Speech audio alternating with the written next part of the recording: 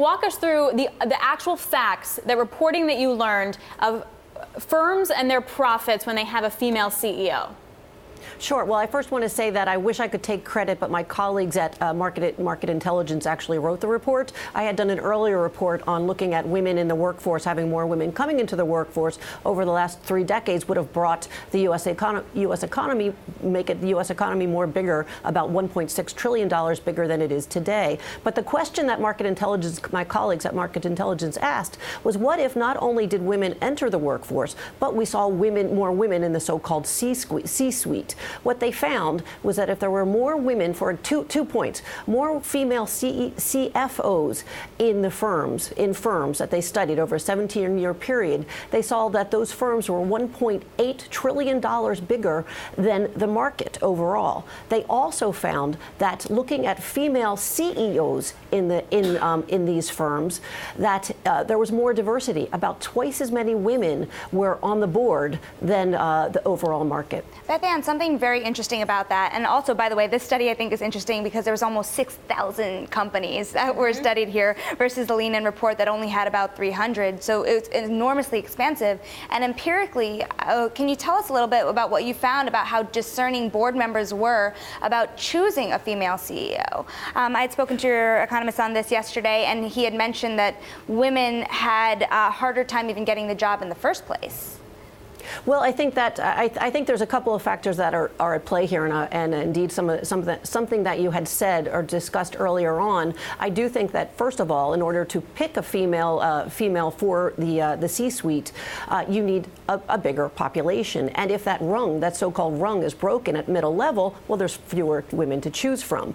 I also think there's another factor that's going on, which is called something in economics assortative mating, or likes or in this way, likes recruit likes. So I think that is another hurdle for women to face. But what my colleagues over at Market Intelligence found, comparing the bios of the female leaders versus the male counterpart leaders, they found that the women that made it up this high had very strong bios, indeed stronger than the overall, what was for the case for the overall CEOs.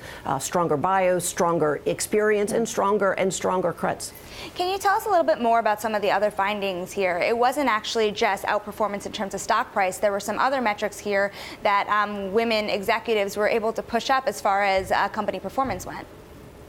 Well, I think that women executives were able to push up a number of factors. As I mentioned a little while ago, you saw more female diversity, so that actually certainly increased the levels of overall of the market, and so of the overall firm relative to its market peers. With more female diversity, what does that mean? That means more seats at the table, more a different viewpoint that actually then gives that firm a little bit more of a focus, not just on sort of the male focus, but on the overall economy, both female and male, and that I think is a real plus for that firm as it competes with its peers. What I also find interesting, we just showed the chart talking about sort of the average returns 36 months out from when a female CEO took the helm.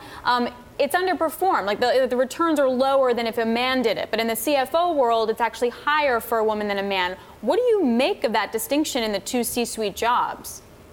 Well, you keep in mind that correlation is not causation, and so that when you do comparison to over a 24-month period, when you're comparing female CEOs versus female CFOs, you're going to have sort of distortions. I do think that one thing to point out is you also want to look at for example, by sector to get more details on that, and of course the volatility in the markets. We all know what happened in the last 24 months going back. That also adds some distortions as well.